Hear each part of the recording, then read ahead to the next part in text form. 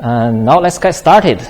So first one, shifting gears, a guide to transition into SRE and DevOps roles. So let me briefly introduce myself. My name is Yu Wang. I'm the co-founder of JR Academy. We are a bootcamping, tech bootcamping company. We help students to launch their tech jobs, their first tech job in Australia. In the past 6 years, we already helped more than 6,000 students launch their tech jobs. Especially in DevOps field, we helped hundreds of students launch their tech jobs in Australia. Before this journey, I was working for Atlassian for 6.5 years as a Jira SRE and Jira SRE managers. During this period, I spent my part-time design the DevOps and career coaching for JR Academy and helped hundreds of students learn their DevOps jobs.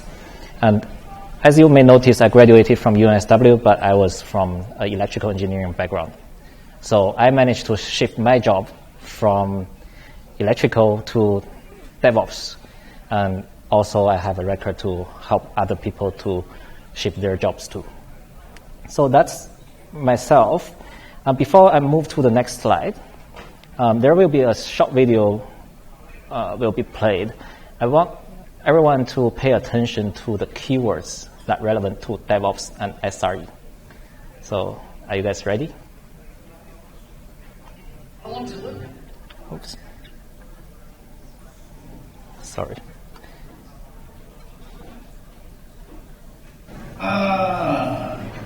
What's wrong? Seriously? Auto-updating now? General, I won't be able to calculate the right data for the satellite for 49 minutes. How long does it look? 11 minutes and 44 seconds. Fuck Microsoft! Fuck! Apart from the last 3 words, did anyone capture any DevOps-related word? Keyword? Sorry? Automate? Yes. Auto-updating, right? Yeah. Anyone else? Impact. That's correct. So DevOps and SRE are really important to companies. A lot of companies rely on the DevOps and SRE to provide reliable and impactful services. Suppose one of our cloud services like Jira suddenly is down for 11 minutes. Some of our big customers will be impacted, and this is not good. And DevOps actually landed to Australia about 2014. Back then it was still a buzzword, but now it's basically a practice for everyone. And some of the interesting fact was that based on our statistics, change made by engineers contribute to up to 90% of the incidents. And especially when there is a product manager saying, okay, next week is our deadline, then 90% of the above change will have little to no testing. But if we have DevOps in practice, we should have a guardrail to prevent that from happening. We should have a more automated and proper pipeline to help with the system to be as reliable as possible. Also, 90% of the above changes have not really thought about any proper rollout, monitoring, and rollback strategies. What does that mean? Imagine you are launching your website from your local computer to Jira.Atlassian.net, some of the public website. What happens is most of the developers, they probably hold a good understanding about how to develop features. However, they have very little understanding about the underlying infrastructure, how they can roll out the changes without impacting their customers. And some of them also is associated with the DevOps and SRE reliability mindset. So apart from that, we also have many manual processes in pretty much every company. And as part of the DevOps and SRE job, we try to minimize that and try to balance the proactive work and reactive work for the team. So DevOps and SRE are really important in nowadays cloud technology companies. And let me help you to explore a little bit of the journey of Jira SRE. So one of the biggest goal for Atlassian was to move from server to cloud. Why should we do that? because during the server time, there will be a lot of network engineer, hardware engineer. The business actually need to spend a lot of OPEX to cover the cost of those engineers. But once we move from server to cloud, we actually will be focusing more on the core logic, the business logic itself. So we will be focusing more on building the application rather than get people to figure out the maintenance. So for Jira SRE in particular, back in 2017, we have a team of 8. And back then, we have about 1 million monthly active users, 3 regions, and 10 shards. Fast forward that to 2023, the team still have 8 people, but we've got 8 million users, 9 regions, and 170 shards. So as you can see, the system actually scale dramatically, but the team, we still maintain a small team. How did we achieve that? Most people think SREs are just firefighters. But actually, SREs do things more than that. We build automations, we improve reliability, we also improve performance, scalability, as well as cost management. So by doing all of this, we will be able to manage a more complex and scalable system. And as Jira SRE evolved, we actually also shifted our focus from the deployment, site reliability, incident management, anomaly detection, and operational automation to something more towards infrastructure reliability, performance, scalability, and cost management improvement. Why was the shift? Because back in 2017, we thought we should be just focusing on helping the customer to be as reliable as possible, but then we figure out it doesn't scale because the teams are growing, the customers are growing, we have to scale our teams as well. So a lot of the site reliability, especially customer-facing capabilities, are actually distributed to each of the developer teams. So the dev teams actually doing DevOps and SRE as well, right? So the actual SRE team sitting in the infrastructure now focusing more on the infrastructure side. But what this actually also means is that as a DevOps or SRE, you'll never get bored. You'll have a lot of interesting projects. You'll do a lot of automation, making a lot of great impact for the business and build things that people have never thought about. So I've been talking about DevOps and SRE and interchange these words for quite a while. Let's talk about what exactly is DevOps. DevOps is basically a culture and philosophy that glue all these steps together. The plan, code, build, test, release, deploy, monitor, and operate. So all these stages are the key parts for helping today's cloud web app to be functional, to be reliable for their customers. And DevOps engineers are totally different compared with DevOps. DevOps engineers are just derived roles from this DevOps cycle. So from this DevOps cycle, you actually can derive multiple roles. And all the brands over there are just the tools that help to glue everything together. So what are the roles that can be derived from the DevOps cycles? So first of all, of course, software engineer. In the plan and code phase, you need the front-end engineer, back-end engineer to build your software. And then in the second part, which is launching your website from your local computer to the general public, that part requires a swift and reliable software delivery, and that will be done by a DevOps engineer. And once you launch your website, you'll have a lot of customers, and the customer will grow over time. And how do you make sure your system is as reliable and scalable? And you need site reliability engineer to handle that.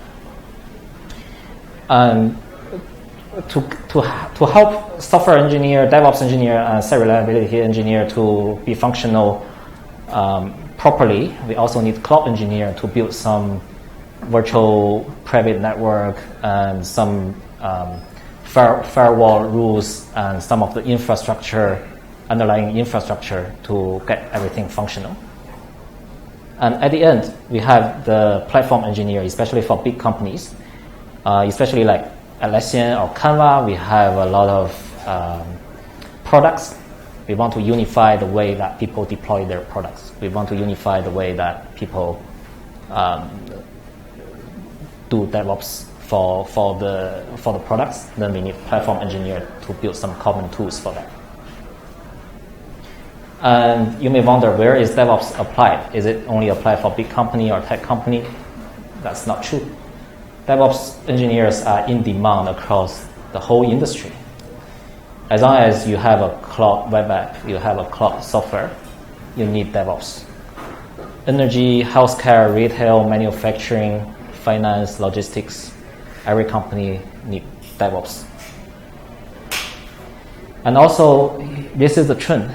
This is from seek.com.au.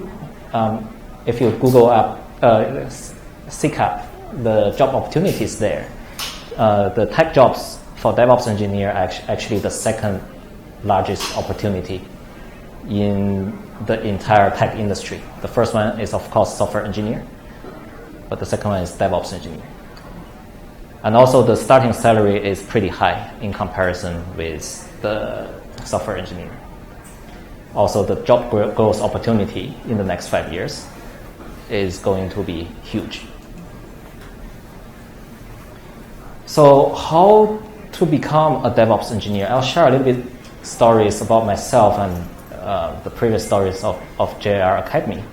So I started my Jira SRE journey in 2017. And in fact, before I applied for the Jira SRE job, I applied for a grad role at Atlassian, and I got rejected because I'm not as smart as those grads to be able to compete in those very difficult online tests. So I thought, okay, what should I do? I look up my previous experiences in my internship and summarize some of the skills I had. I realized, okay, I like doing automation. I like get things working. Maybe I should try to look for something different. And I found SRE is a perfect fit. So I applied for SRE, and seems to be a really good match. And I was lucky to get into SRE. 2 years later, I became a senior SRE, and I found this is a pretty amazing career path because I managed to build a lot of things, making a lot of impact in the company. I feel like a great fulfillment.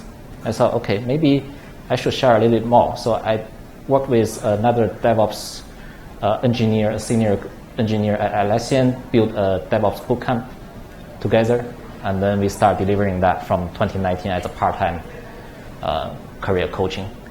In 2020, we got instructors from Canva, AWS, Microsoft, Google joining us to help deliver the course together. And 2023, it's getting even bigger, so I decided to take a career break at Atlassian and then full-time on doing the co-founder of this JR Academy bootcamp. So our next bootcamp will be in Feb 2024. And also, apart from my story, during the past 4 years of this DevOps journey, we managed to help sushi shop owners, nurses, and also supermarket admin to switch their career, convert their career into tech industry. And now they are living a great, happy life. So we are quite proud of what we achieved. All right, but to get there, like to get to any tech job, you basically need 4 things. First of all, you need the domain knowledge. So basically, anything to do with tech, like the cloud technology, the CI/CD pipeline, especially for DevOps, the monitoring, logging, containerization, orchestration, infra as code, all this domain knowledge. You need those to help you build the framework of your knowledge. And then you need to apply those knowledge to certain experiences. And then after that, you also need to master a little bit about the interview skills. And then in the end, I always say job hunting is like dating, so you need a little bit of luck. And so those are the 4 pillars that will help you to get your first tech job. Further, I won't go through the details, but this is what I just mentioned. What I want to say here is basically the domain knowledge, they are trainable as long as you have the right people to train you. The experiences, you just need to get your hands dirty, start doing those projects and be able to follow certain practices to get to convert all those experiences into something that you can write on your resume. And then interview skills is also trainable. And finally, luck, everyone got that. As long as you want to commit, you should be able to get there. Of course, we have this DevOps bootcamp coming soon. As I mentioned, I have a lot of great instructors from Atlassian, from Suncorp, from Telstra, and a few other different companies to help deliver the bootcamp. And this bootcamp is probably the first bootcamp in Australia that offers a total 4 months part-time bootcamp, so that even during, even if you have a day job, you can still participate and be able to learn from the top industrial instructors. Also, we actually designed this in a way that it had a lot of capstone projects and group projects to help you build the knowledge. We have some of our students here, so if you're interested, you can also get the testimonial from them. Also, we have career coaching as well. Our third speaker, Vic, will be one of our career coaching instructor for the next session. And this bootcamp is delivered totally online. So next part, we have this outline, which you can definitely look it up on our website. So we set every month as a milestone to help you build the knowledge, build the domain knowledge, and also help you to apply those knowledge into experiences, into the something that you can write in your resume. That's pretty much it. I think there are some course outline information on our website. If you're interested, have a look. If you want to do this all by yourself, it's also fine, because we wish everyone can find their dream job, and the outline there should give you some of the idea where you could focus on. But if you want to know more about the training, come and talk to me after this session. All right, that's it. Any questions? Thank you guys very much.